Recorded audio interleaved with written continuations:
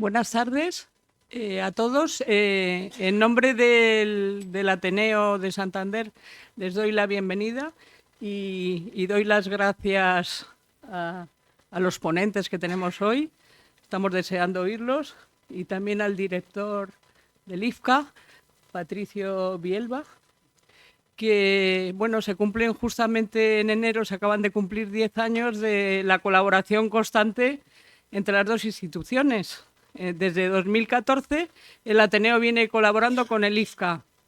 Y también me gusta estar presentando hoy esto, que yo rápidamente le voy a dar la palabra a don Patricio Bielba, el director del IFCA, pues porque hoy es un día especial, que es el Día Internacional de la Mujer y la Niña en la Ciencia. Con lo cual, pues también me hace ilusión ser yo la que presente hoy este acto. Sin más, le doy la palabra a don Patricio Bielba, que va a presentar a los ponentes, y a todos ustedes muchas gracias por la asistencia. Seguro que vamos a pasar muy buen rato.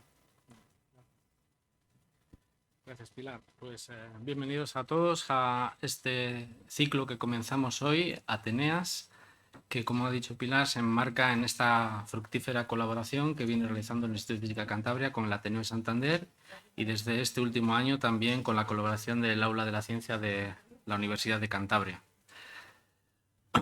Llevamos 10 años de esta colaboración en el ciclo de Ciencia en el Ateneo, y desde hace unos 5 venimos realizando esta pequeña sección de conferencias que llamamos Atenea, que lo hacemos coincidir con la celebración del Día Internacional de la Mujer y la Niña en la Ciencia, que, como saben, seguramente se celebró ayer, el 11 de febrero, y cuya celebración nos sirve para catalizar una serie de iniciativas que nos ayudan, entre otras cosas, a visibilizar el fundamental papel que tiene la mujer a la hora de desarrollar la ciencia en el país, a poner de manifiesto los diferentes tipos de barreras con las que las mujeres se encuentran a la hora de desarrollar su carrera científica en las diferentes etapas en las que van evolucionando, y también, no menos importante, a servir como un referente para futuras generaciones de niñas que eventualmente puedan ver en la ciencia una carrera a desarrollar en el futuro.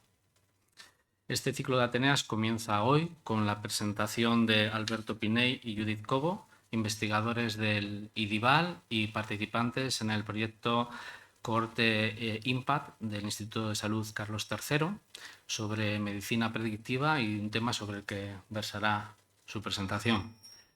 La segunda de las conferencias tendrá lugar el 20 de febrero, si no me equivoco. Será presentada por María Maza, investigadora del Instituto de Hidráulica, que nos hablará de ecosistemas costeros y cómo el uso de diferentes herramientas pueden ayudar a mitigar el impacto que el cambio climático ejerce sobre estos sistemas tan delicados. La última de las conferencias, el 26 de febrero, será impartida por Natalie Ospina, investigadora del Instituto Nacional de Física Nuclear de Italia. Nos hablará de la detección de neutrinos en el contexto del experimento japonés Super Kamiokande, y en particular sobre el papel que estas partículas fundamentales tienen en diferentes procesos astrofísicos. Sin más, deseo, que estoy seguro que así será, que disfruten de todas estas conferencias, empezando por la de hoy. Les doy las gracias por su asistencia y, sin más, cedo la palabra a Alberto y a Judith.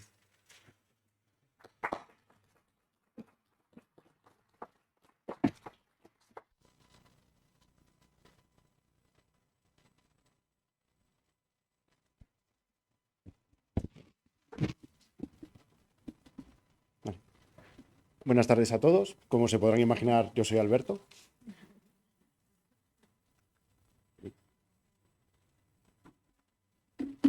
Se nos ha resistido aquí el software ahora.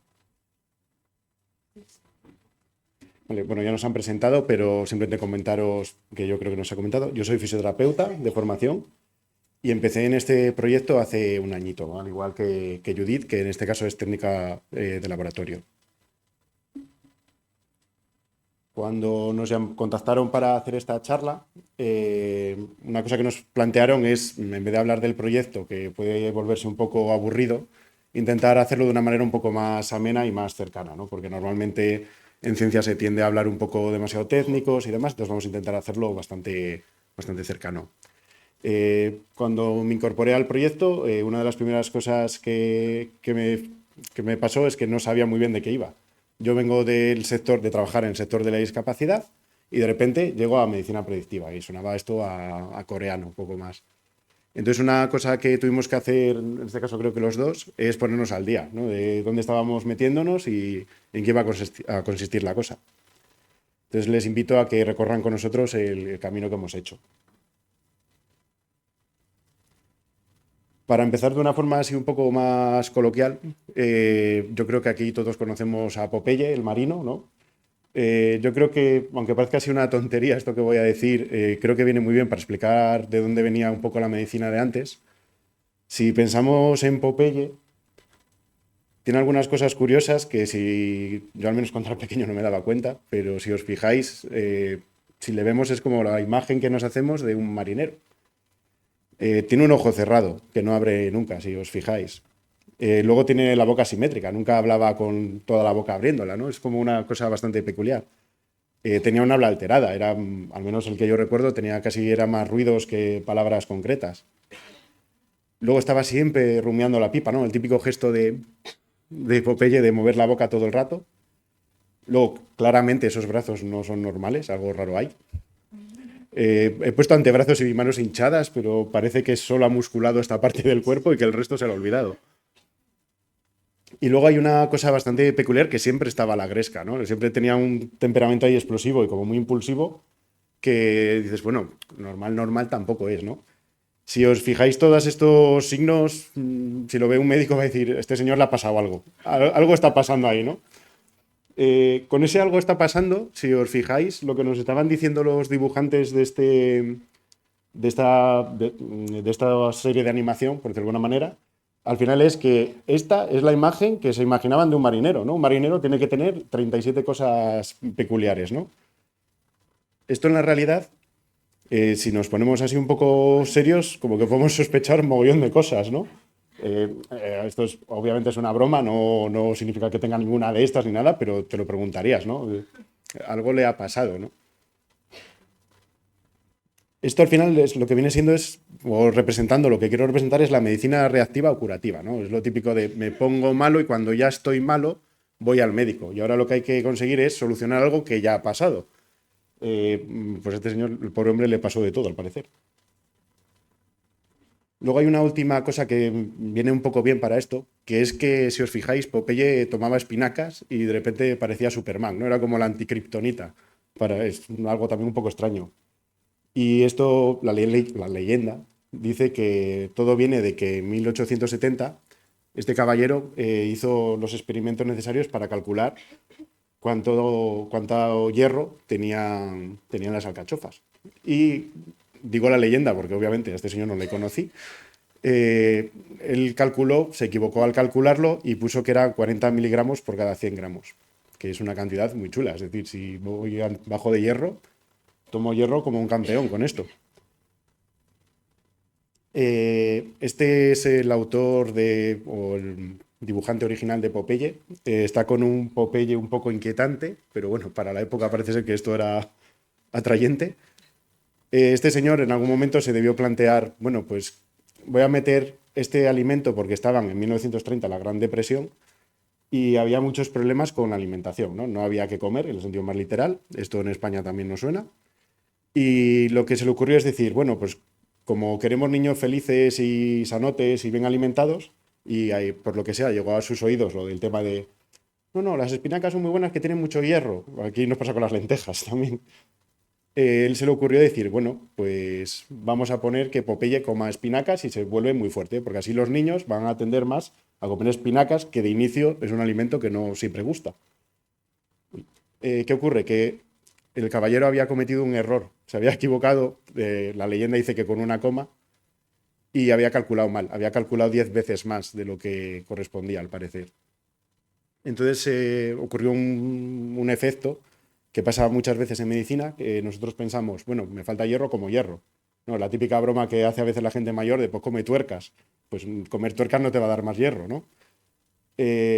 Aquí se produjo el efecto contrario. Se aumentó el consumo de espinacas. Yo mismo soy un niño que comía espinacas porque me hacía gracia verlo, lo mismo que comía zanahorias, porque me hacía gracia ver a Bugs Bunny con una zanahoria. Así de tonto era.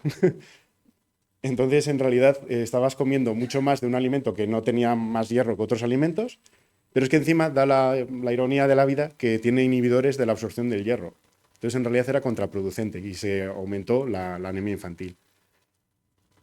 Los superalimentos, vamos a hacer un pequeño spoiler, no existen, no hay un superalimento que sirva para todo ni que cure, ya sabéis que eso al final es un poquito modas, y en este caso de las espinacas yo creo que venía bien hablarlo con Popeye, que es un poco más conocido. Luego también, no es una sorpresa que vamos a hablar de ello, vamos a hablar un poquillo de la forma de llevar la medicina que tiene o se representa en la serie del Doctor House. Como hemos mirado en el cerdito del proyecto a ver si quedaba dinero para comprar la licencia de poder poner un episodio o un trocito, no nos ha llegado, obviamente.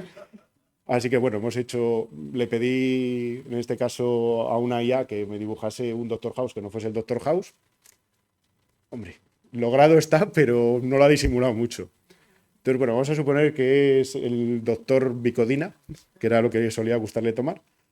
Y si pensamos en ese tipo de medicina, pues está muy bien porque, o aparentemente está muy bien porque resuelve casos, ¿no? El tío era eficiente, cumplía normalmente. Obviamente, acaba salvando vidas y parece que es el médico que querríamos cuando la cosa se complica, ¿no? A todos nos gusta, uy, me encuentro mal, que me hagan 200 pruebas que me acierten 100%, ¿no? Pero en realidad tiene algunas pegas. La primera obvia, que es que tenía una íctica horrible, o sea, fatal. Siempre era todo culpa del paciente, bueno, era horrible en eso. Luego, que en realidad fallaba más que una escopeta de feria, porque si os acordáis de la serie, empezaba a hacer pruebas y nunca eran, porque además había que darle chicha, que son 40 minutos de episodio. Y luego, que es el sueño de un departamento de facturación en Estados Unidos, porque si hay una prueba que es más cara, vamos a hacer esa. Si pensamos en Popeye, que haría el Doctor House con él, pues seguramente haría la prueba A, la que sea. Haría una prueba B, que normalmente era una punción lumbar, porque así el doctor de turno hablaba un ratito con el paciente y le daba ese toque emocional. Luego iría a una prueba C, que normalmente es una hipercara, que puede ser un TAC o un escáner o algo así. Simplemente en el caso este, pues por usar un poquito, hombre, que los médicos entre ellos también tienen que darle un poco de chicha a la serie, ¿no? Que hay, pues, cómo se lían entre ellos, cómo se odian, cosas así. Y había el momento es lupus, daba igual, o sea, siempre en algún momento llegaba y era lupus, o sea, eso no había duda, ¿no? Y luego había el momento de, pues parece ser que no es. Todo esto, entre prueba y prueba, al pobre paciente le daban 17 crisis de 17 cosas distintas y, bueno, era una locura, ¿no? Luego volvían otra vez a repetir alguna prueba porque había que obviar que alguien lo había hecho mal. Luego, de vez en cuando aparecía, pues, enfermedad de Wilson, que suena bonito. Tampoco lo era. Entonces se repetían todas las pruebas porque estaba mal y así ganaban otros 20 minutos de serie, de episodio. Y acaban haciendo una prueba y al final era un momento eureka, que no tenía nada que ver normalmente con la medicina en el sentido estricto, que era cualquier cosa que se le ocurría a House viendo otra cosa. Y normalmente solía estar relacionado con que o bien el paciente había mentido y era culpa del paciente, o bien que el laboratorio se equivocaba, ¿no? Que habían hecho una prueba mal y listo. Y se quedaba tan pancho, ¿no? Todo esto que he dicho obviamente no es ni sostenible ni coherente. O sea, es una locura. Nadie querríamos, si lo pensamos bien, un médico así. Y mi pregunta es, ¿consideran que era totalmente una licencia creativa? Como he dicho, yo soy fisioterapeuta, entonces voy a hablar desde mi punto de vista, algo que me he visto muchas veces, que es alguien que le duele a la espalda, le duele, o sea, es un genuino, va al médico, lumbalgia. Lumbalgia literalmente significa dolor de espalda. O sea, no es un diagnóstico que digas, pues es muy concreto, ¿no? Entonces, oye, que no se me arregla, que vuelvo a tener problema, que no se me arregla, que vuelvo a tener problema. Con un poco de suerte le mandan al fisio, el fisio dice que no sé qué es, qué te pasa, vuelves otra vez y al final lo que se suele quedar la gente a gusto y muchas veces se hace por eso es, pues debe hacer una radiografía, ¿no? Pues hay bastantes experimentos bastante chulos en el que se cogían radiografías y se enseñaban a médicos sin decirles si era patológico o no y la tasa de acierto no era muy buena. ¿Por qué? Porque es muy normal tener ciertas deformidades con el tiempo en la columna vertebral y que no sean patológicas y al revés, tener dolor y que no tengas ahí una cosa exagerada en un hueso. Entonces eso en realidad encarece los sistemas de salud, ¿no? Es un sistema, una forma de verlo, la del Dr. House, porque es insostenible, salvo para, como decía, quienes hacen las facturas. Tampoco, gracias. Sí. ¿Sigo? Sí, sí. Ah, vale, vale. Sí, perdón, es que digo, no sé si era aquí o... hay otras formas de verlo, ¿no? Una es el modelo preventivo. El modelo preventivo lo que intentamos es que la gente no llegue a enfermar, en un sentido bastante simple, ¿no? Si yo llevo una vida saludable, teóricamente no enfermo, ¿no? Es un poco así el rollo. Para hacerlo hay países que nos llevan 200.000 años de ventaja. En España lo intentamos, pero culturalmente no suele funcionar. Y, por ejemplo, una de las medidas es los cribados, ¿no? Os sonará pues, que a cierta edad te llaman y, oye, que toca la prueba del cáncer de colon. Si se es mujer, el cáncer de mama, citologías, etcétera. Luego también se hace en promoción de buenos hábitos. He puesto bici friendly porque me hace mucha gracia que hay veces que es, vamos a poner carriles bici en la ciudad. O sea, vamos, o sea, mi apoyo total. Y de repente te encuentras carriles bici que se cruzan por mitad de una carretera, de repente desaparecen durante 10 metros y vuelven a aparecer. En mi caso, donde yo vivo, si quiero ir a un carril bici, tengo que pasar por una de las carreteras más transitadas por camiones de alto tonelaje. Entonces es como, bueno, está bien, voy a hacer deporte, pero me voy a jugar la vida un ratito, le da emoción. Entonces, en realidad, eso es algo bastante difícil. Hay otros países que nos sonarán, pues, por ejemplo, en Holanda, pues, tienen una tradición un poco mayor con el tema de las bicicletas en las ciudades y ya de inicio tenían las ciudades preparadas. Aquí, muchas veces en muchas ciudades, hemos construido un poco, pues, como nos daba el aire. Luego también son las políticas de salud pública, ¿no? Pues la prohibición del tabaco ha sido algo muy positivo. Yo en mi caso he vivido el ir a cualquier sitio o ir al médico y que mi médico estuviese fumando. Ahora lo piensas y dices, pero vaya locura. También la desincentivación, perdón, de azúcares. Ahora mismo si vas a comprar un refresco, ya vale más que otras bebidas, cuando no era así. ¿Qué problemas puede haber? Que los cribados no pueden ser infinitos, no hay dinero suficiente en el mundo para hacerlos a todo el mundo de manera indiscriminada, con lo cual siempre hay gente que se va a quedar fuera de este sistema de vigilancia y esa gente puede enfermar perfectamente. Y luego que no todas las enfermedades pueden basarse en cribados de este estilo. Luego la promoción de buenos hábitos, ya hemos dicho que queda un poquito en manos de la capacidad de la persona, las ganas que tengas de jugarte, pasar con camiones de alto tonelaje pasándote a medio metro. Y luego que las políticas de salud pública no siempre siguen criterios adecuados, ¿no? Hay muchos lobbies, muchos grupos de presión, mucho dinero detrás. Entonces, al final, el modelo preventivo, algunos fallos o problemas que tiene es que los buenos hábitos están muy bien, pero te suelen decir un poquito, búscate la vida para poder cumplirlos. Si nos imaginamos un país, vamos a llamarle X, que todos nos vamos a imaginar cuál es mucho más barato comprar una hamburguesa que comprar fruta, muchísimo más barato. Encima, la publicidad es brutal para que comas comida rápida o prefabricados, pero muy exagerada.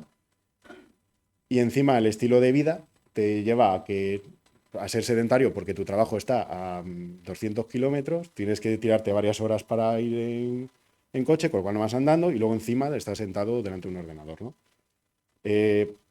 Podemos pensar en Estados Unidos, pero si lo pensáis también un poquito, lo ha trasladado a muchos países. Esto en España ya es así. Y luego, en cuanto a las políticas de salud pública, está bien, pero ha habido algunos fallos, algunos sonará. Si os acordáis o lo habéis visto alguna vez, la publicidad del tabaco era bastante graciosa vista con los ojos de hoy. En esta, un bebé le está diciendo a su padre que, hombre, siempre tienes lo mejor, pero que igual, para no sentir que has fumado demasiado, que esta marca está muy bien, porque así fumas más. Bastante curioso visto desde el punto de vista de hoy. Otro clásico es la gasolina con plomo. La gasolina con plomo, que esto es una cosa muy curiosa, cuando se convenció, creo recordar que era el gobierno de Estados Unidos, para que empezase a venderse con normalidad, la empresa que se creó se llamó Etil. ¿Por qué? Porque llamarla con plomo, plomo suena mal. Ya sabían los romanos que esto daba problemas. No lo vamos a llamar plomo, vamos a llamarle de otra manera. Esto es muy significativo. Pero bueno, había mucho dinero detrás, obviamente. Y no hay que irse muy atrás en el tiempo. Ahora mismo, en este mismo país, tienen un problema muy gordo con el tema del fentanilo. Se ha recetado como si fuesen gominolas y engancha. Con lo cual, no sale bien. Entonces, al final, el modelo preventivo está muy bien, pero tiene un alcance limitado. ¿Y habrá otro sistema? No estaba ensayado. Bueno, ahora se me toca a mí. Bueno, pues como decíamos, el modelo preventivo quiere prevenir la enfermedad. Pero, ¿qué pasa si ya tenemos la enfermedad? Bueno, pues el modelo de precisión, la medicina de precisión, lo que quiere es personalizar los tratamientos, que se adapten a cada persona, que no sean tratamientos generales. Para eso, ¿qué necesitamos? Bien, necesitamos saber las variantes genéticas de cada persona. Como sabéis, ninguno somos iguales. Otra cosa muy importante es la epigenética, que os estáis preguntando. ¿Qué es eso? Bueno, la epigenética es una disciplina que estudia los cambios en la expresión de los genes. No las alteraciones, es decir, no las mutaciones, sino cómo se expresan, si se silencian los genes o si se sobreexpresan. ¿Y qué puede causar eso? Pues cosas del día a día, la alimentación, el ejercicio físico, las sustancias químicas, la medicación. Y otra cosa muy importante, por supuesto, es el nivel socioeconómico de esa persona y la accesibilidad a la salud. Todo el mundo sabemos que, bueno, pues depende un poco del grupo cultural o de la etnia de la persona, no tienen las mismas capacidades para acceder a la salud pública. ¿Y qué herramientas tenemos para personalizar estos tratamientos? Bueno, lo primero que yo propondría, y lo primero que hay, es la secuenciación genética. Ya sé que todo esto suena muy difícil, pero es muy fácil. Esto es entender el ADN como un libro de instrucciones, ¿vale? Este libro tiene un alfabeto especial, que solo son 4 letras. Adenina, timina, guanina, citosina. Entonces, nosotros queremos saber en qué orden están puestas estas letras. ¿Qué hacemos para ello? Les ponemos fluorescencia. Una fluorescencia diferente para cada tipo de letra, que emita un color diferente cada una. Así que así, con una máquina, podemos leerlo y ver en qué orden está el ADN, ¿vale? Nosotros lo fragmentamos como si fuese un libro. Arrancamos las hojas para leerlas individualmente, que serían los fragmentos de ADN, y al marcarlos de manera fluorescente podemos ver en qué orden están puestos. Si, por ejemplo, el rojo es la adenina, el verde es la timina, el azul la guanina, el amarillo la citosina, pues podemos ver en qué orden están los genes en el ADN. Entonces, si secuenciamos el ADN de una persona y lo comparamos con un ADN de referencia, que ¿de dónde sacamos ese ADN de referencia? Es otra de las buenas preguntas. Bueno, pues esto ya se hizo. En 2003 se finalizó el proyecto Genoma Humano, que puede que a alguno de ustedes les suene. Es un mapa genético que básicamente nos dice dónde están los genes y en qué orden, de un ADN humano normal, vamos a decir. Entonces, si comparamos el ADN de la persona con ese ADN normal, podemos saber dónde hay mutaciones. Y esto nos puede dar pistas de la susceptibilidad genética que tiene esta persona a desarrollar una cierta enfermedad. Bien, diciendo esto, otra de las cosas importantes, que tampoco sorprenderá, es el análisis del microbioma intestinal. ¿No? Hay una cita muy antigua de un filósofo que dice: dime lo que comes y te diré quién eres. Y esto es totalmente cierto, y lo pongo con un ejemplo. La artritis reumatoide, ¿no? Es una enfermedad autoinmune que ataca a las articulaciones y provoca inflamación. Bien, pues se han visto en estudios que hay una bacteria, que es Prevotella copri, que en personas que desarrollan esta enfermedad de manera rápida, es decir, tiene una progresión muy rápida, tiene altas cantidades de esta bacteria. Si nosotros supiésemos esto, porque personalizamos la enfermedad a esa persona, podríamos intentar equilibrar ese microbioma antes que darle un fármaco. Por ejemplo, con bacterias antiinflamatorias, como es la Bifidobacterium. Y entonces podríamos hacer que esa enfermedad progresase quizá de manera más lenta. Y también es importante tener en cuenta la farmacogenómica. Es decir, nosotros ya sabemos la predisposición genética que tiene esa persona, ¿no? Porque le hemos mapeado el ADN. Bien, ¿todas las personas responden igual a los fármacos? Pues no. Pongo otro ejemplo. En las enfermedades cardiovasculares se suele dar un fármaco que se llama clopidogrel. Es un fármaco para evitar los trombos. ¿Qué pasa? Que, sorprendentemente, hay variantes en el genoma humano. Entonces hay personas que este fármaco, que es un profármaco, es decir, que se activa cuando llega al hígado por una enzima, hay personas que lo metabolizan a un ritmo normal. Yo lo metabolizo, activo este fármaco a una velocidad normal, por tanto, es una eficacia normal. Pero hay personas que metabolizan mucho más rápido este fármaco. ¿Qué va a pasar? Pues 2 cosas. 1, puede ser que tengo altas cantidades de este fármaco, lo cual va a ser tóxico. Y 2, si tengo este fármaco que es precisamente un antiagregante plaquetario, es decir, no deja que se formen esos trombos, puede que precisamente tenga una hemorragia, que tampoco lo queremos. Y luego hay personas que tienen un metabolismo más lento. Por lo tanto, este fármaco se libera mucho más despacio, lo cual quiere decir que o es ineficaz o básicamente ni se libera. Entonces, me están dando un fármaco para evitar un trombo que no me está haciendo efecto, lo cual no tiene ningún sentido. Bien, ¿y la medicina predictiva? La medicina predictiva quiere saber la probabilidad que tiene esa persona de tener esa enfermedad. Entonces, siguiendo el ejemplo de antes, ¿no? Pues con Popeye decíamos que ya era tarde para él, ¿no? Pues hay algunas personas pues, que igual no ha tenido una buena predicción a la enfermedad, no ha habido una buena prevención y, por supuesto, no ha habido una buena personalización del tratamiento y ya poco más hay que hacer para poder retrasar esa enfermedad. Y, como hemos dicho, no existen ni los supermedicamentos ni los superalimentos. Y luego, por supuesto, tampoco podemos despilfarrar el dinero público en hacer pruebas generales a lo loco para ver si acertamos, porque al final es un gasto totalmente innecesario. En cambio, si lo personalizásemos, sería mucho más efectivo. Vamos a imaginar un caso clínico para que lo veáis mucho más fácil de cómo sería esto. Vamos a hablar de una enfermedad que yo creo que todo el mundo conocemos, que es la diabetes mellitus tipo 2. No sé si habrá alguien aquí con diabetes o tendrá algún familiar o conocido con diabetes, estoy segura que sí, porque actualmente en España hay 5 millones de personas que están diagnosticadas con esta enfermedad. Y más del 96% tiene diabetes mellitus tipo 2. Por aclarar, la de tipo 1 es autoinmune, ataca las células del páncreas que libera la insulina. La de tipo 2 se da bien por un fallo en la producción de la insulina o bien por una resistencia que tienen las células a esta hormona. La insulina es la hormona que regula el azúcar que hay en la sangre. Le dice básicamente a las células que metan el azúcar para adentro, que no se quede en el torrente sanguíneo, que lo almacenen y que lo utilicen como energía. El glucagón es la hormona contraria. Básicamente, por ejemplo, en momentos de ayuno, libera esa glucosa, ¿no? Degrada el glucógeno, que es nuestro almacén de glucosa, para poder tener energía. Por supuesto, la diabetes tiene variabilidad genética y tiene un componente hereditario, ¿vale? Hay variación y mutación en los genes que puede hacer que tú tengas más probabilidad de tener esta enfermedad. Pero no sería nada sin la epigenética. Es decir, sin la alimentación y la actividad física.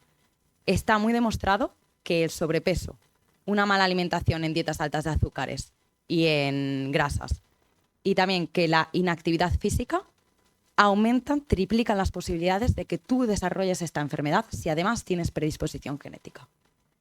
Entonces, imaginemos un hombre, ¿no?, de mediana edad que tiene antecedentes familiares de diabetes mellitus tipo 2, que además tiene sobrepeso y que tiene una vida totalmente sedentaria. Trabaja sentado y además no practica ningún tipo de actividad física.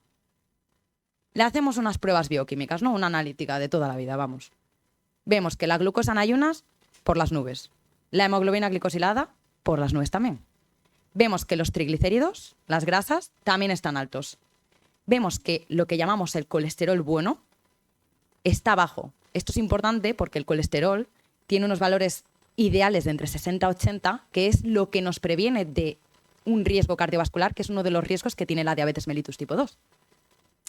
Y luego vemos que la insulinemia basal está muy alta. Por lo tanto, tenemos mucha insulina y mucha glucosa. Algo no está funcionando. Ninguna sorpresa.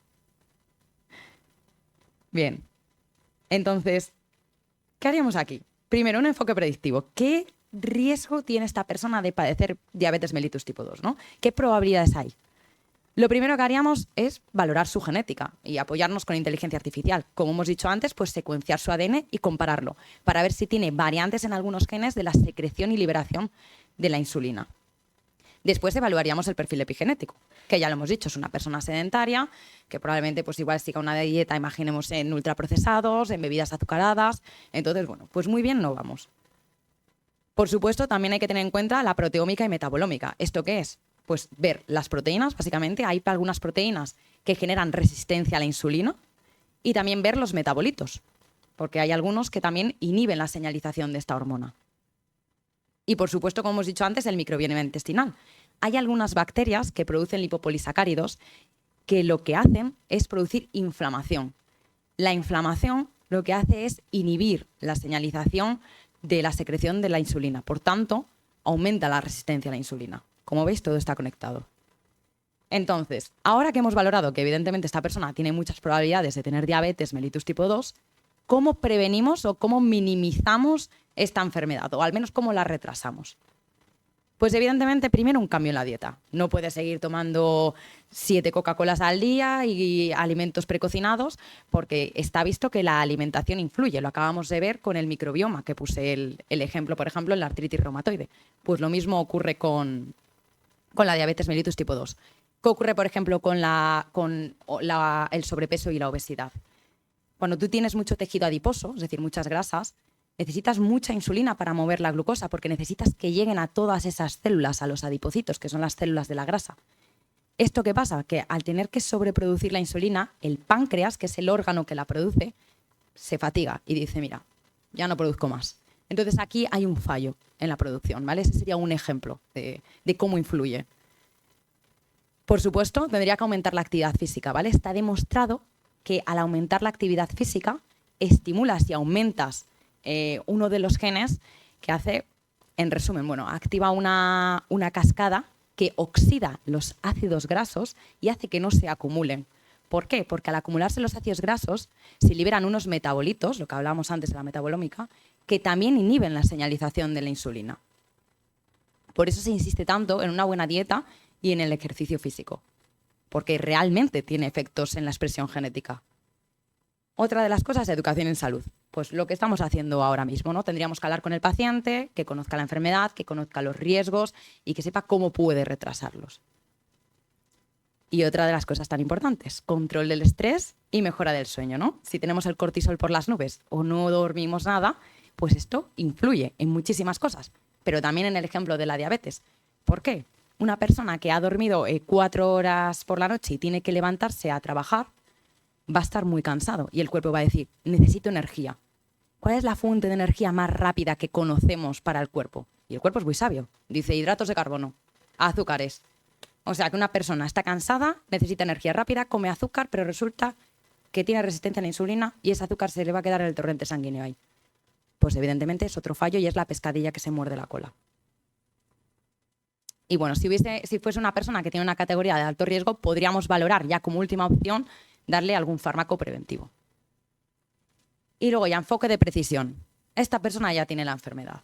Entonces, ¿qué hacemos? Bueno, pues vamos a ajustarlo a esta persona. Como decíamos antes, hemos secuenciado su ADN, vemos su predisposición genética. Entonces, ajustamos el tratamiento. Como poníamos antes el ejemplo, también con la enfermedad cardíaca y el fármaco, pues lo mismo con esto. Dependiendo de las variantes genéticas que tenga una persona, no responde igual a todos los fármacos orales. Entonces tendríamos que valorarlo para saber qué medicamento se ajusta mejor para ser un tratamiento eficaz. La microbioma intestinal, de nuevo decimos lo mismo. Si hemos visto que tiene una alta concentración en bacterias que producen inflamación, que hemos dicho que eso inhibe la secreción de la insulina, pues igual tenemos que intentarle dar probióticos, como decía antes, con unas bacterias que favorezcan que se baje esa inflamación o básicamente que inhiben esa cascada de la inflamación. Y por supuesto, pues una monitorización y respuesta continua, ¿no? Todos conocemos el aparatito que llevan aquí todas las personas que tienen diabetes, porque así pueden hacerse una monitorización ellos mismos y también pues otra manera de regularlo sería hacer pues unas analíticas continuas y valoración con el enfermero y con su médico de familia. Como todo en esta vida, hay beneficios, retos y, como todo avance científico y tecnológico, límites éticos y riesgos. ¿Qué beneficios nos trae? Bueno, evidentemente, pues que si todo esto lo podemos aplicar, una prevención temprana. Mejoramos, para empezar, la calidad de vida del paciente. Porque bien, o prevenimos esa enfermedad y hacemos que no aparezca, o por lo menos minimizamos el potencial de la enfermedad, o hacemos que aparezca más tarde. Entonces, la calidad de vida se mejora. Luego, el tratamiento es más personalizado, como decía antes. Va a tener un tratamiento que se ajuste a las necesidades de esa persona y es un tratamiento eficaz. No va a tener que estar probando fármacos, que seguro que también conocéis a alguien que tiene algún tipo de enfermedad, y no digo rara, y le empiezan a dar un fármaco. No le funciona. Le doy otro. No le funciona. Y toma 5 pastillas al día que ni sabe para lo que son. Pues esto es lo que se quiere evitar también. Y optimización de los servicios de salud. Si yo prevengo esta enfermedad desde atención primaria, libero la carga que hay ahora en atención especializada, en los hospitales, que todas las personas al final quieren hacer tratamientos Y como sabéis, hay unas listas de espera para todo muy largas. Si yo puedo prevenir la enfermedad antes de que llegue a la especialización, se libera toda esta carga del sistema público. Además, que los tratamientos de seguimiento de la diabetes, por ejemplo, pero de muchos otros, cuestan millonadas. Son unos tratamientos muy caros. Entonces también se liberaría toda esa parte económica de la medicación. Y luego, pues siendo claros, evidentemente una persona que se previene la enfermedad es una persona probablemente activa en el mercado laboral. Cuanto más sana esté, menos bajas laborales. Entonces, pues eso también le interesa al sistema público. Pero también tiene ciertos retos. El primero es muy claro, y es que la precisión real es muy complicada porque la relación que hay entre la genética y el entorno, lo que os hablaba antes de la epigenética, es muy complicada. Y cada persona es diferente, entonces no sabemos bien con exactitud cómo pueden relacionarse. Son interacciones muy complejas. Luego, también es caro, evidentemente, implementar todo este sistema de predicción, de secuenciación genética, de edición genética, de cribados. Todo esto tiene un alto coste y para algunos países, como decía Alberto, que ya nos llevan mucha ventaja y que tienen muchísimo presupuesto en salud o que su salud está más orientada a la prevención, pues esto es algo más asequible. Pero hoy en día es algo, un coste que tendríamos que asumir a un principio para tener un buen beneficio al final. Y como hablaba antes, la accesibilidad universal. No todo el mundo quizás pueda acceder a estos tratamientos. Y hoy en día hay muchos que están privatizados. ¿Tiene todo el mundo el dinero para pagarse una secuenciación genética? Pues ya os digo yo que no. Y por supuesto, límites éticos. Aquí en España, una parte buena es que tenemos salud pública. ¿Qué pasa en países que tienen la sanidad privada, por ejemplo? No hay privacidad de la información genética. Se han reportado varios casos en Estados Unidos, reales, de personas que les han denegado las coberturas médicas. ¿Por qué? Porque sus aseguradoras tienen la información genética y pueden ver la predisposición que tienen y dicen, esta persona tiene una variación en este gen, en este y en este, tiene probabilidades de que tenga ELA. No me interesa asegurarle. Entonces, no te aseguro. ¿Qué pasa con esas personas que quedan discriminadas porque no tienen una aseguradora médica? Eso es una manera de discriminarlos si tienen capacidad de ver tu información genética. Y, por supuesto, el mal uso de la tecnología. Está claro que cuando caen en malas manos se pueden hacer muchas cosas. Un caso muy sonado que quizás alguno sepa fue de un biofísico en China, esto fue en 2018, que fue el primero en modificar genéticamente a bebés humanos. ¿Qué hizo? Lo probó con 2 niñas gemelas en embriones. Y lo que hizo fue modificar un gen para hacerle resistente al VIH, que ya sabéis que es el virus que causa el SIDA. Evidentemente está en la cárcel, fue juzgado por saltarse los límites éticos. Pero bueno, aquí se plantea un gran debate, ¿no? Hay personas que están a favor de él, dicen, vamos a ver. Si nosotros tenemos la capacidad de modificar genéticamente y de hacer edición genética, él utilizó la técnica CRISPR-Cas9, que se llaman las tijeras moleculares. Literalmente puedes cortar una secuencia de ADN y se podría reemplazar, si quieres. Si nosotros podemos evitar que las personas tengan enfermedades crónicas, enfermedades que no tienen cura, podemos ahorrarle el sufrimiento a esas personas que van a sufrir la enfermedad y a todas esas familias, ya no solo de manera monetaria, sino psicológica. ¿No sería irresponsable por nuestra parte no hacerlo? Pero claro, esto tiene otra cara, que es la CRISPR-Cas9 es una tecnología de edición genética que no es 100% precisa. ¿Estamos seguros que va a cortar perfectamente el gen que queremos? ¿O va a cortar un poquito al lado y nada, se come otro gen provocándome otra mutación que igual empeora todavía más la enfermedad que quizás iba a tener? ¿Y cómo se hereda a las siguientes generaciones? Yo no voy a saber si yo empiezo a quitar genes, ¿no? ¿Qué le pasa a la descendencia? ¿Y qué pasa en el futuro con los humanos, ¿no? Con la raza humana si empezamos a quitar genes? No va a haber variabilidad genética. Entonces, vamos a ser más susceptibles a las pandemias o a cambios temporales, por ejemplo. Y luego otra cosa muy importante. ¿Quién va a tener acceso a esto? Porque barato no suena. Va a tener acceso a la gente que más dinero tenga, pudiendo crear una élite genética de niños con superpoderes. No sé si alguien aquí ha visto la serie de The Boys, pero básicamente son niños editados genéticamente que tienen super fuerza, super inteligencia, super rapidez, que pueden ser super resistentes inmunológicamente. Pero claro, ¿hasta qué punto podemos editar? Porque yo te puedo hacer resistente al VIH, pero también puedo hacer que tú tengas el pelo rubio, o la piel blanca, o que seas más alto. Estos experimentos ya se intentaron hacer en la Segunda Guerra Mundial y, bueno, no están muy bien vistos, ¿no? Fueron un poco para justificar el trato inhumano. Entonces, esto es el peligro de la ética, ¿no? ¿Hasta dónde están los valores éticos aquí? ¿Y quién va a controlar esto? Esto de la edición genética, de a este bebé le pongo rubio, a este moreno, ¿quién lo controla? ¿El gobierno? ¿El comité científico? ¿La sociedad? Como veis, hay muchos límites que se pueden pasar, que esperemos que no se pasen. Pero bueno, que esto no desanime, porque aparte del peligro que hay en todas las tecnologías, evidentemente se puede conseguir y se puede lograr una medicina mucho más personalizada y mucho más preventiva que realmente beneficie al sistema de salud. Que es nuestra siguiente pregunta. Yo, cuando estaba hablando del caso clínico, veía gente haciendo. Sí, muchas gracias.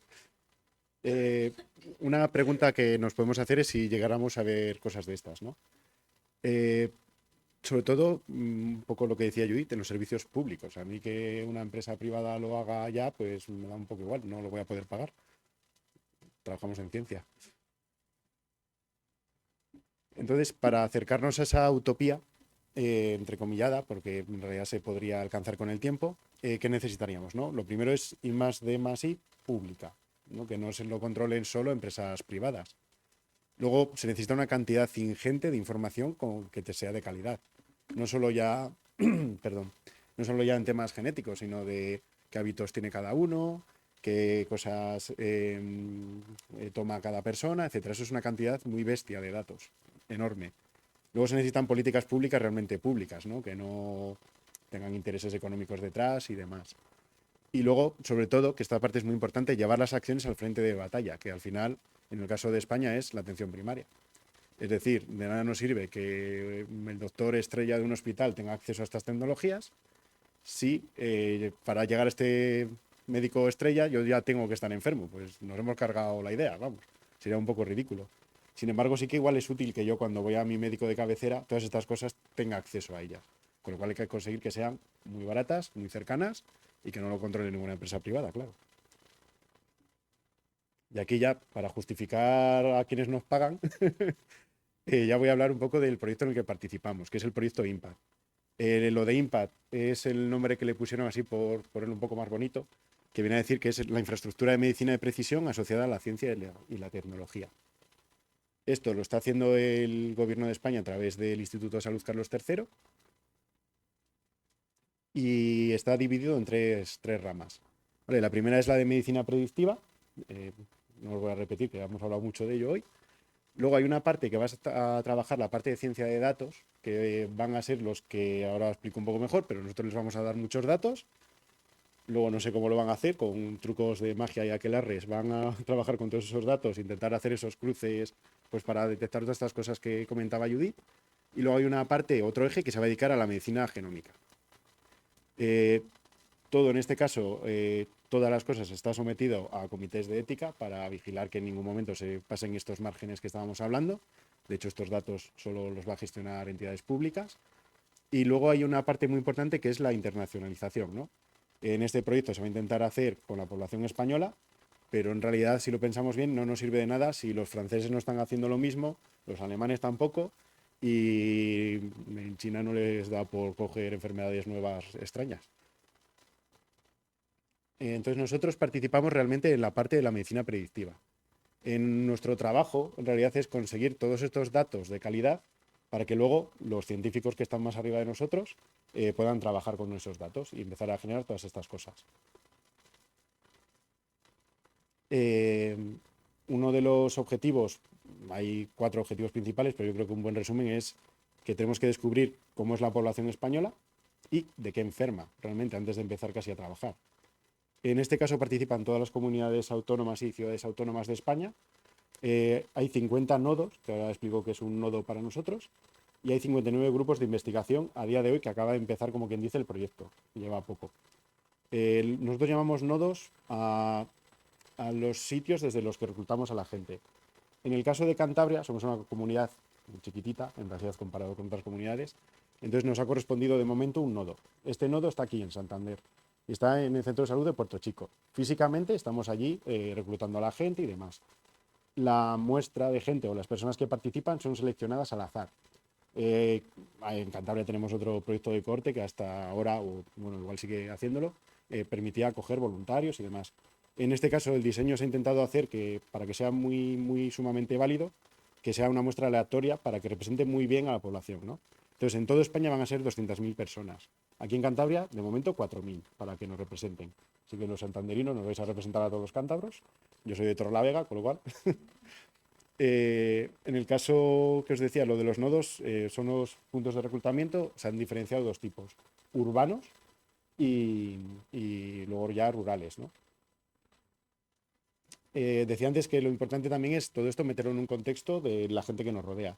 Entonces, en realidad, no es vamos un poco tarde, como siempre en España. Hay otros países que llevan más tiempo, que puede ser, por ejemplo, Alemania, puede ser Reino Unido, el Biobank es bastante conocidillo. La FOSAPS de Estados Unidos, tenemos otro proyecto en Francia, tenemos uno chino que es bastante bestia, tenemos otro en Suecia y luego aquí en España que le tenemos en atención primaria. Bueno, aquí marcamos los 4 objetivos, pero bueno, básicamente es lo que hemos estado hablando que es necesario para poder seguir con el proyecto. Y luego lo que os comentaba, en el nodo aquí de Santander tenemos que reclutar a 4.000 personas. Para llegar a esa cantidad, he dicho que estamos en Puerto Chico, pero llamamos a gente que pertenece al Centro de Salud de Puerto Chico, al de Dávila y al de Isabel II o Centro.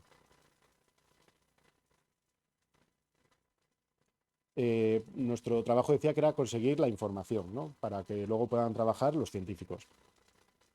Yo creo que se entiende bastante bien si hablamos de que vamos a hacer una foto a la persona cada 5 años durante 20 años, que dura el proyecto este. Con lo de foto, ¿a qué me refiero? Vamos a intentar ver lo que rodea a la persona para todo esto de la epigenética y demás, pues qué hábitos tiene, dónde vive, cuál es su nivel socioeconómico, que también influye, lo que decía, hábitos, todo. La verdad es que lo hacemos a través de cuestionarios, son bastante intensitos, son bastante interesantes. De hecho, cuando los estábamos aprendiendo nosotros para hacer las preguntas y demás, yo había veces que leía preguntas y decía, ostras, esto me lo tengo que mirar yo también, que esto no se me había ocurrido. Luego vamos a ver, así entre comillas, de una manera coloquial, su carcasa, su cuerpo, y lo vamos a hacer con bastantes pruebas. Hacemos electros, hacemos ecografías, hacemos una prueba que se llama MAPA, que es controlar la tensión arterial durante 24 horas. Hacemos una batería de pruebas que al final lo que nos permite es ver esa foto de la parte física más literal. Y luego nos faltaría la persona por dentro, ¿no? Pues la biología. Ahí lo hacemos a través de una extracción de sangre para hacer perfiles genéticos, para hacer perfiles bioquímicos, bueno, para poder controlar. Una cosa que suele llamar mucho la atención a la gente es que también pedimos las uñas de los pies. Y esto llama bastante la atención. Sí, es algo que suena así un poco extraño, pero al final, si habéis visto muchas veces en CSI o series de estas policíacas, ahí se acumulan bastante bien los tóxicos. No pedimos. Otra zona donde se acumulan muy bien las sustancias tóxicas es el pelo de la nuca. No todo el mundo tiene pelo de la nuca, lo primero. Y segundo, llamar a alguien a que venga voluntariamente para pegarle un tirón de pelo, pues quedaba un poco feo. Entonces pedimos algo un poco menos raro, ¿no? Por las uñas de los pies. Y luego, si lo pensáis, las uñas de las manos las metemos en muchos sitios. Imaginaos un pintor, pues saldría que básicamente bebe disolvente, y esperamos que no sea así. Y sin embargo, las uñas de los pies normalmente las llevamos dentro de un calcetín, dentro de una zapatilla, protegiditos. No solemos pisar cosas raras. Bueno. Bueno, entonces ya por acabar y dar turno a las preguntas, si alguien tiene alguna. He puesto esta cita porque yo creo que representa bastante bien algo que me gusta mucho de la ciencia, que es que cuando empiezas a descubrir cosas, lo que obtienes son más preguntas. Y eso es una parte que yo creo que todos compartimos, porque si no, no estaríais aquí, que es una parte muy buena de la ciencia. Y luego esta es una fricada mía que me gusta poner. Y nada, muchas gracias por su atención y cualquier cosa nos pueden preguntar.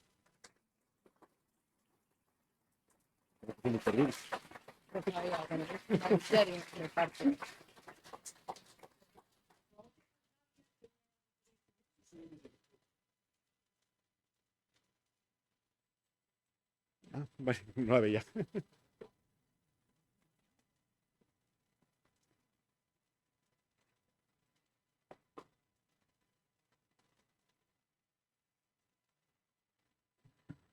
Muchas gracias. Por moderar un poco, ¿quién quería hacer una pregunta? El micrófono allí. Sí, así. No, no, no, no.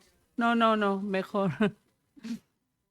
Que ya existe aquí, ¿tiene relación con vosotros? ¿Es una rama de ahí o no tiene nada que ver? No, tiene una cosa curiosa que es que cohorte es un tipo de estudio científico en el que se sigue a muchas personas durante mucho tiempo. Generalmente, no sé si es algún estándar, pero suele ser 20 años. Entonces, cuando se ponen los nombres a los proyectos, hay que buscar financiación. Y el que lo suele poner dice, este de cohorte, esto suena bien, suena romano, suena guay. Entonces suelen poner siempre cohorte algo. En el caso de Cohorte Cantabria, tienen unos objetivos ligeramente distintos. Si no lo he entendido mal, lo que están intentando es describir a la población de Cantabria.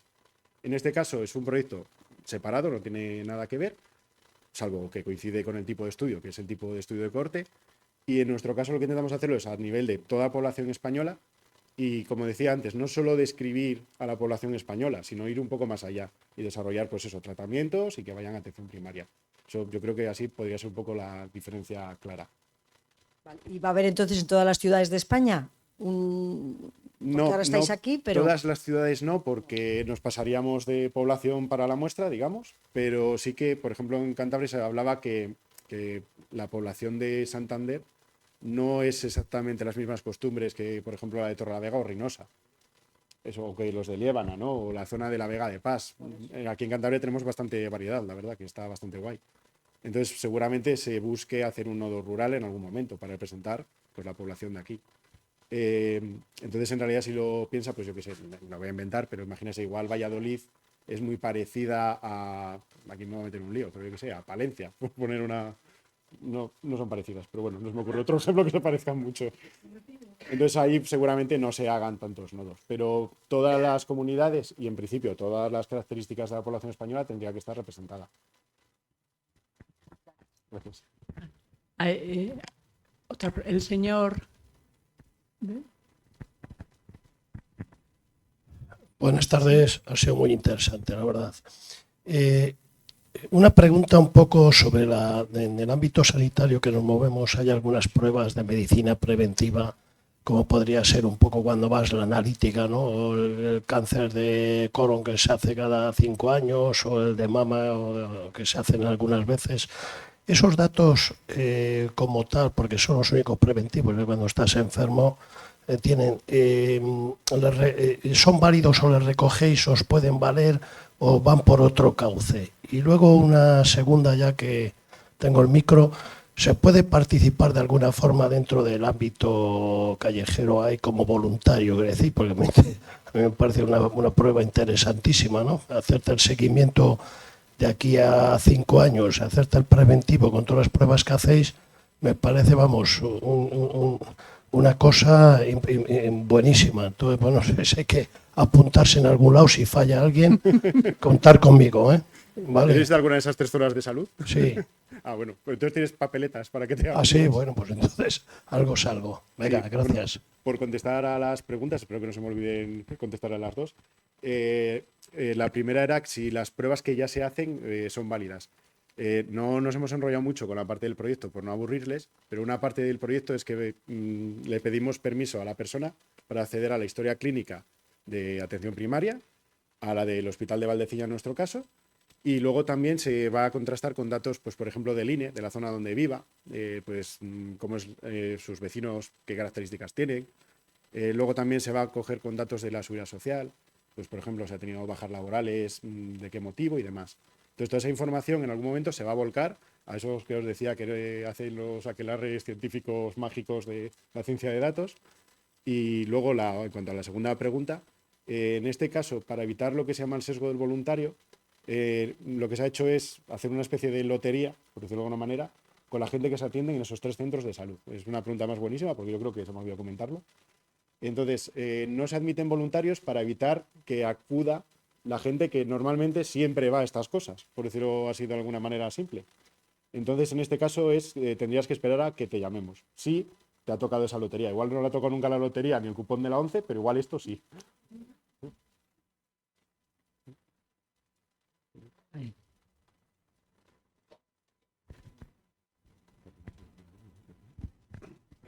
Muy interesante. Vamos a ver, yo no soy sanitario, soy gerontólogo y tengo muchos problemas intestinales. Es verdad que la glutamina, como aminoácido para inflamación intestinal, ¿y qué diferencia hay entre el SIBO, enfermedad de intestino delgado, y el colon irritable del intestino grueso? Esta yo creo que se la dejo a Judith, que sabe más de estas cosas que yo. Bueno, la primera pregunta era sobre la glutamina, ¿verdad? Bueno, yo no me atrevería a decir nada de eso porque no soy profesional en tanta bioquímica. Entonces, no me atrevería a responder si verdaderamente la glutamina, no sé si me había dicho que previene para el intestino, ¿no? No me acuerdo cuál era. Para la inflamación intestinal. Sí que es verdad que hay muchos alimentos, pero ya le digo que no querría mojarme en y muchas sustancias bioquímicas que activan expresión de genes o que activan complejos proteínicos que lo que hacen es una cascada de proteínas que o bien hacen que se estimule la inflamación o bien todo lo contrario, que es por eso el ejemplo que ponía antes de los lipopolisacáridos. Pero les soy sincera que no me quiero mojar en decirle nada de la glutamina porque no soy experta. Y la segunda pregunta, el SIBO y el colon irritable. Bueno, el SIBO verdaderamente, que sé que ahora está muy de moda, no sé si tenéis redes sociales, pero en TikTok se ha hecho súper viral y hay muchas pruebas para ello. Simplemente es un sobrecrecimiento de la población microbiana. Y esto es algo que explicaba que es muy interesante porque está relacionado con muchas enfermedades. También, por ejemplo, con el Alzheimer o, por ejemplo, con el autismo. Se ve que hay, o con la depresión. Hay un montón de relación con sobrecrecimiento de partes de la microbiota, que la microbiota es básicamente la población de bacterias que tenemos en el intestino, y sí que está relacionada con ciertas enfermedades. Bien es cierto que todavía no se sabe bien el mecanismo, no se sabe si están ahí porque tienes la enfermedad o tienes la enfermedad porque están ahí esas bacterias. Pero sí que hay una vía bidireccional entre lo que es todo el sistema de la cabeza, digamos, y el microbioma. Entonces, el SIBO es simplemente un sobrecrecimiento bacteriano que suele provocar hinchazón, malestar y demás, que eso, bueno, pues se podría equilibrar con una buena dieta y ejercicio. Y luego el colon irritable verdaderamente no tiene nada que ver con el sobrecrecimiento bacteriano. Ese es otro tipo de enfermedad que a veces, puede también tener predisposición genética. Pero el SIBO es simplemente sobrecrecimiento bacteriano, el otro es una enfermedad que, como te digo, puede tener una herencia y una predisposición a factores por variantes genéticas y por epigenética, como todo. No sé si le he contestado a la pregunta.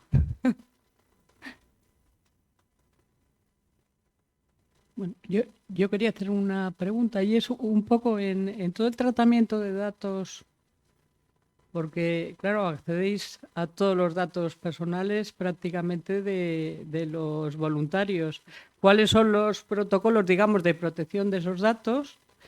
Y cómo se podría, digamos, controlar, evitar, porque ese posible, digamos, filtrado, Eso es. cómo se maneja Sí, entiendo por dónde va jurídicamente el tema. Mira, en este caso, toda la información se vuelca en el Instituto de Salud Carlos III a través de una parte que se llama Ciber. Nosotros cuando conseguimos una parte de la información se cifra y se manda allí, ¿no? Trabajamos también con los datos pseudoanonimizados, porque hay una parte que la gente puede poner en el consentimiento, que si se encuentra algo cuando se empiecen los estudios genéticos y le interesa que le avisen, en plan de, oye, se ha encontrado esto en un estudio, ojo que tú lo llevas, por decirlo de alguna manera. Entonces, ahí solamente lo vamos a ver nosotros, que hemos conocido a la persona físicamente, porque no hay otra que les conozcamos. Y luego desde el biobanco del Instituto de Salud Carlos III, que hay una persona que es una de los investigadores principales, que esa persona sí que podría ver quién es esa persona para avisarnos. Luego, ya cómo se trabajarán los datos y demás, más allá del volcado, sino cuando se empiezan a procesar, eso, le voy a ser sincero, no tengo ni idea de cómo lo van a hacer, porque no estamos en esa parte del proyecto nosotros. Pero bueno, entiendo que el Instituto de Salud Carlos III lo tenga bastante ensayado, quiero pensar. Si no, sería un poco preocupante. No sé si he respondido a la pregunta, pero bueno. No, sí. Muchas gracias. ¿Alguien más? Ah, A ver, una pregunta para la doctora o investigadora, no sé cómo es. Que me ha gustado mucho cuando has explicado muy clarito y eso, cómo funciona para la gente que tiene diabetes, cómo funciona la insulina y el glucagón y todo esto. Entonces, yo tengo entendido que si una persona se pasa con los hidratos, el hígado los convierte en grasa, ¿no? Y bueno, y también si tomas demasiadas grasas, pues también te lo acumula el hígado, ¿no? Pero ¿y qué pasa con las proteínas? Si tomas demasiadas proteínas, ¿también te lo almacena como grasa? O como... Porque es que hay algunos regímenes que se basan en comer muchas proteínas. Y digo yo, eso tampoco tiene que ser bueno, ¿no? O sea, a ver qué me dices de esto.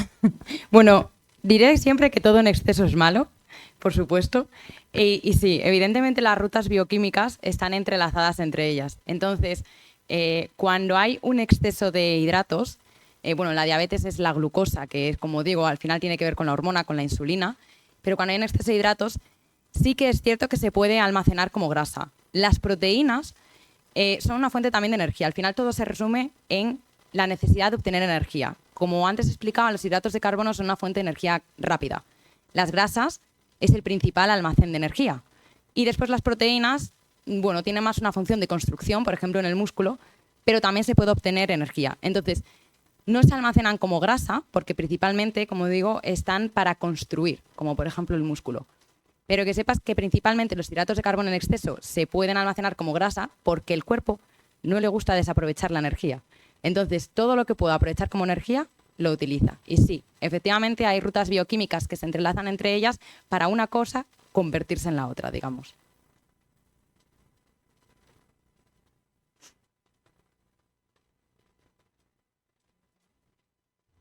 bueno, pues entonces, muchas gracias por la interesante charla. Muchas gracias a todos ustedes, muchas gracias a Lizca y en nombre del Ateneo les doy las gracias, como siempre, por su asistencia.